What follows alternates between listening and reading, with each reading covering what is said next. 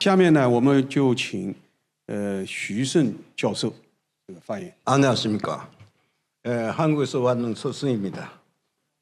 여러분들이 잘 아시다시피 금년 9월 3일에天安门에서 중국 인민 항일 전쟁 승리 및 세계 반파시즘 전쟁 승리 80년의 행사가 있었습니다.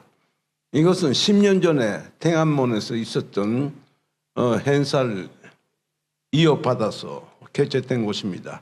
10년 전에 나도 베이징에 갔었습니다. 아주 기억되는 그런 행사였다고 생각합니다. 그래서 이것은 비단 중국뿐만 아니라 동아시아의 민족 해방과 평화를 위해서 매우 중요한 의미를 가지고 있다고 생각합니다. 그 주장의 요점은 군대 이후 외세 침략에 반대하고 처음으로 중국이 거두어낸 완전히 순리한 민족 해방 전쟁이었다는 점과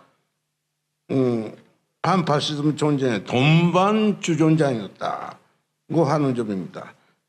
이 의미는 한일 전쟁의 순리 선언과 함께 연합국의 일원으로서 대파시즘 전쟁을 승리했고 일본이 패전국이고 중국은 전승국이다. 2014년에는 전국인민대표대회에서 한일전쟁 관련된 4개의 기념일이 제정되었습니다. 즉 1931년 9월 18일에 류다후 사건 기념일과 12월 13일에 난징 대학살 희생자 국가 추모일, 그리고 중일 전쟁의 계기가 된 1937년 7월 7일 류고차오 사건의 기념일입니다. 9월 3일에는 중국 인민 한일 전쟁 승리 기념일로 정해졌습니다. 이 결정 한일 전쟁을 전면적으로 체계적으로 기념하기 위한 그런 결정이었습니다.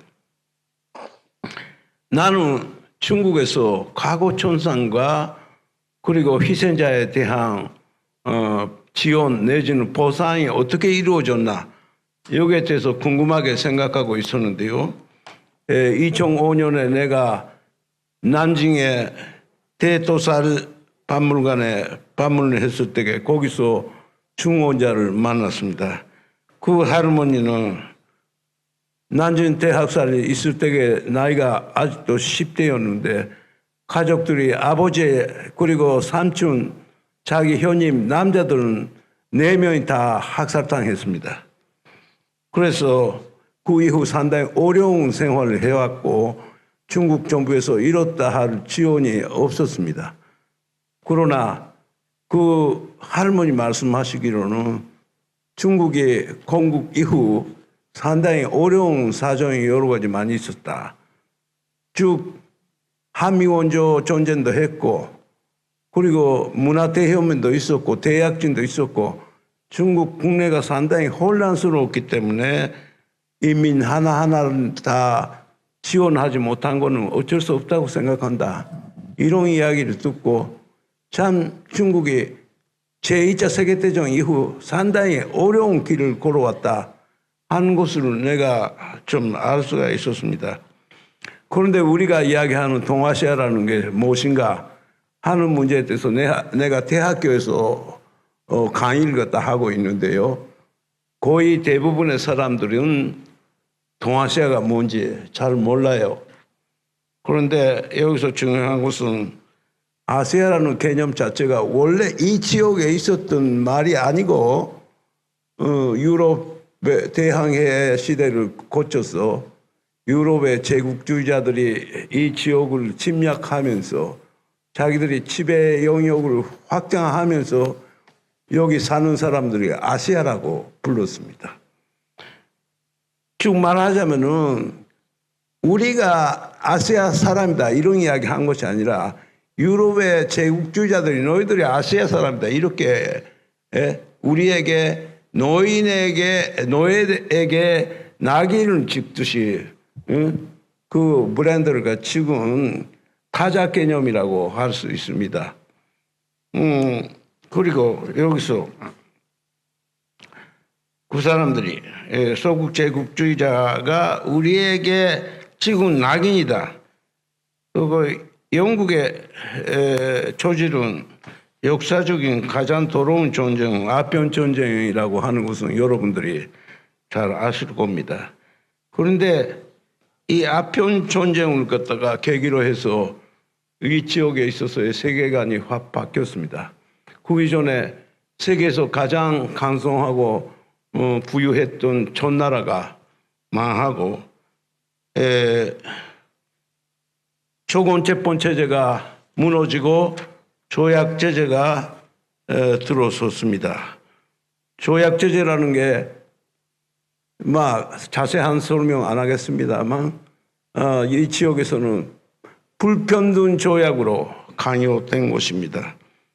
일본은 소국 제국의 침략에 직면하면서 소국 제국주의에 대한 조항이 아니라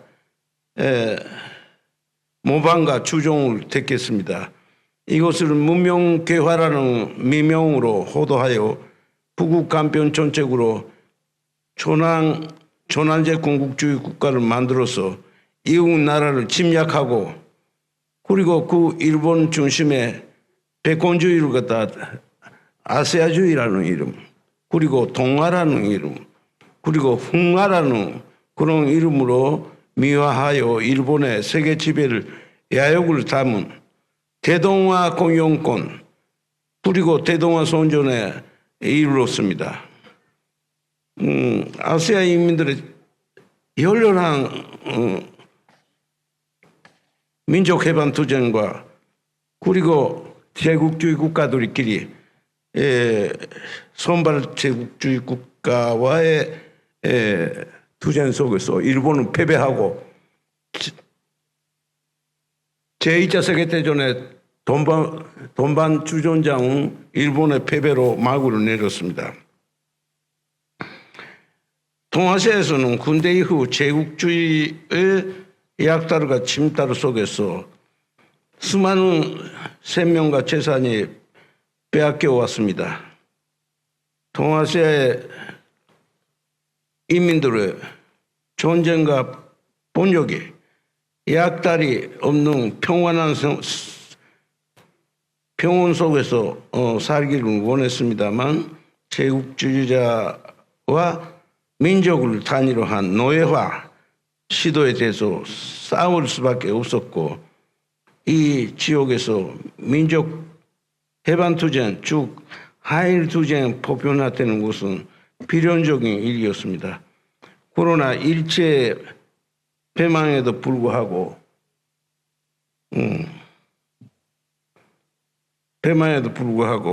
미국이 반권주의와 패권축으로 사회주의 국가를 포위하고 냉전 시대가 시작했습니다. 소위 미국의 컨테인먼트 정책에 의해서 포위 단절된 것이죠. 제국주의자들의 본제 청산도 무산되었습니다. 비회국에 대한 일제 배상 부지부지 없어져 버리고 일본은 배상을 거부하고 어느 날까지 버텨왔습니다. 자기들은 나쁜 일을 갖다 한 적이 없다. 이런 이야기를 지금도 하고 있습니다. 1990년에 이루어서 쭉 말하자면 소련 붕괴 이후에 일본군 위안부라든지 강제연행, 강제노동, 대량 학살 등의 인체 실험, 독가스 사용 등으로 인한 개개인의 개인적인 전쟁 피해에 대한 보상 청구가 급속도로 확산되었습니다. 이에 대해서 일본은 책임을 무시하거나 견시하는 것으로 일관되어 왔습니다. 동아시아에서 평화를 이루기 위해서 반드시 정의의 실현, 즉 가해자의 가해 사실을 규명하고 인정하고 사죄하고 보상하고 재발 방지를 하는 것이 필요합니다. 즉 과거 청산이 이루어져야 된다는 것입니다. 일본은 그런데 과거를 망각하고 부정을 갖다 하고 있습니다. 일본은 제2차 세계대전 이후 아세아 태평양에서 미국의 가장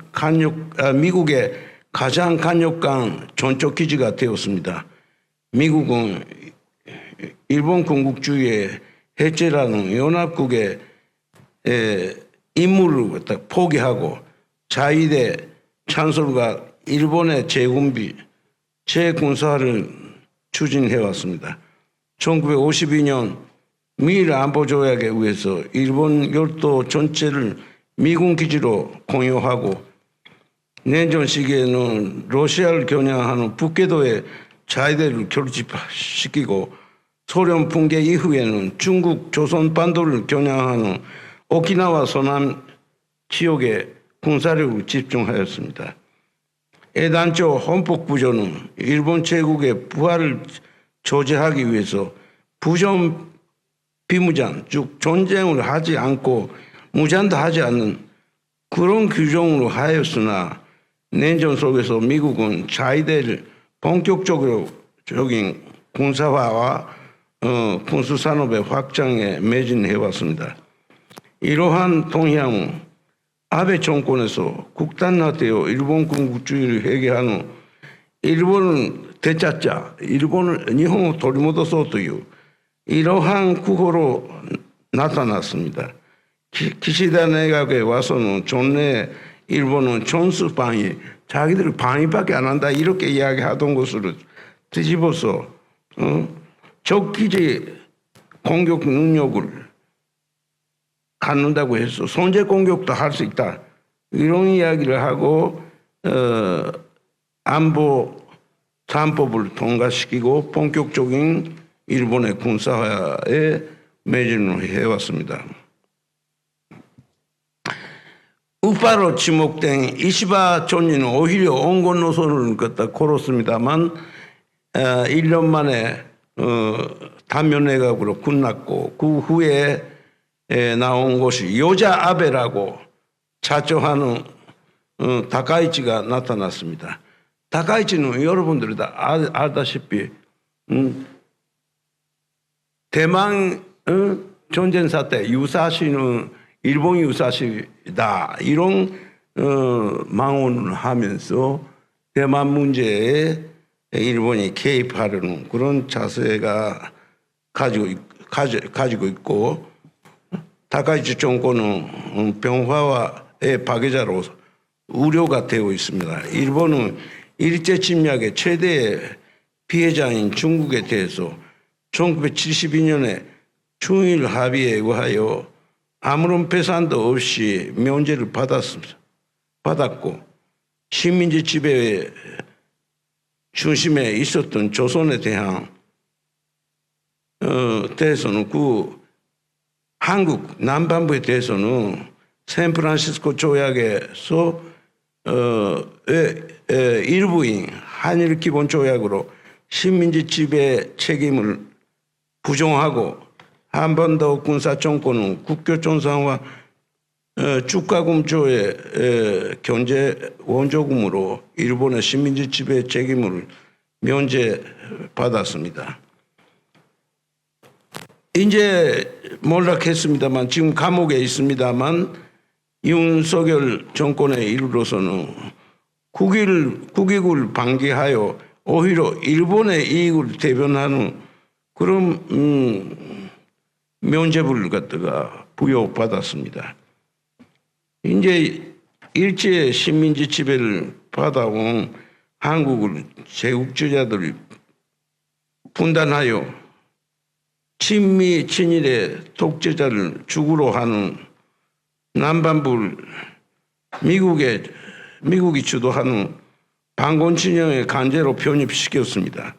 그 결과 제주 사산 사건, 여수 순천 사건 등에서 대량의 인민을 학살하여 민족 통일을 기도한 조선 전쟁에 개입하여 수백만 명의 사람을 살해하였습니다. 자주 자립, 민족 통일 그리고 민주주의를 열렬히 희망하는 인민들은 치열한 투쟁을 통해서 김대중 정권을 탄생시키고 그리고 정의의 실현, 과거존산을 추구하며 친일 반민족 세력인 박정희 그리고 전두환 그리고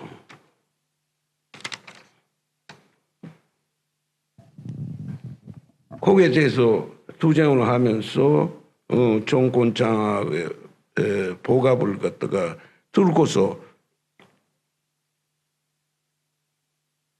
안공우익 독재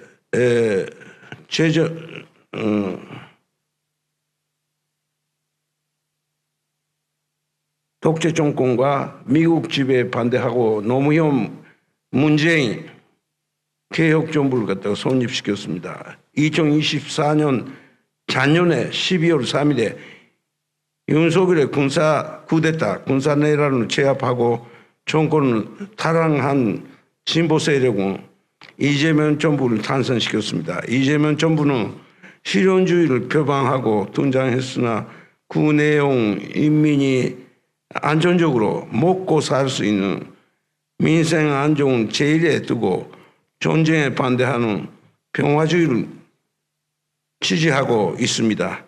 이를 위해서 시민경제, 소민경제 제일주의와 친일에 치우치지 않는 균형 외교를 갖다 내걸고 있고 남북 조선의 화해와 협력을 갖다가 주장하고 있습니다. 그 방법은 한꺼번에 문제 해결을 갖다 한다기보다는 기존의 관계와 자원을 유지하면서 활용하고 목적에 접근하려고 하는 실현주의적인 그런 방법입니다. 주권자로서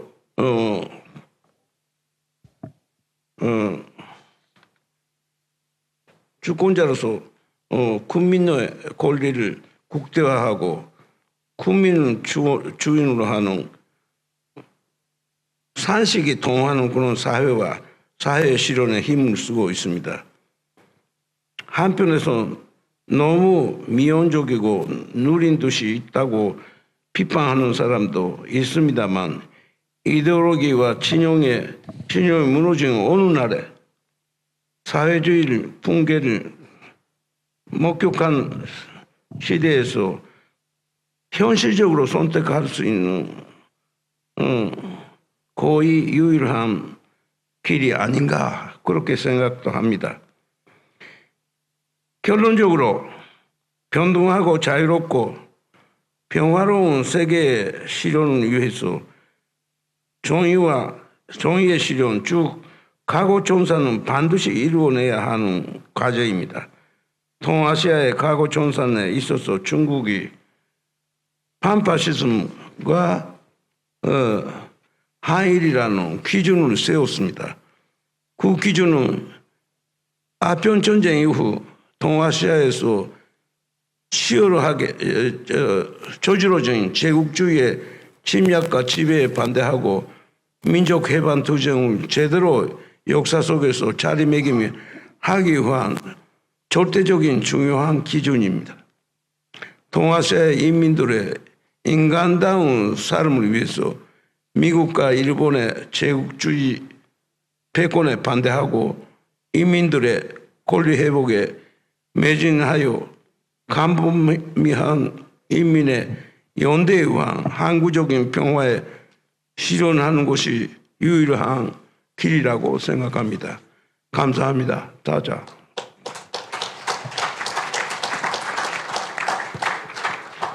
这个徐胜教授啊，非常不容易啊，以这个86岁高龄来参加我们这样一个论坛，给大家做这么好的一个演讲，我们向他表示感谢。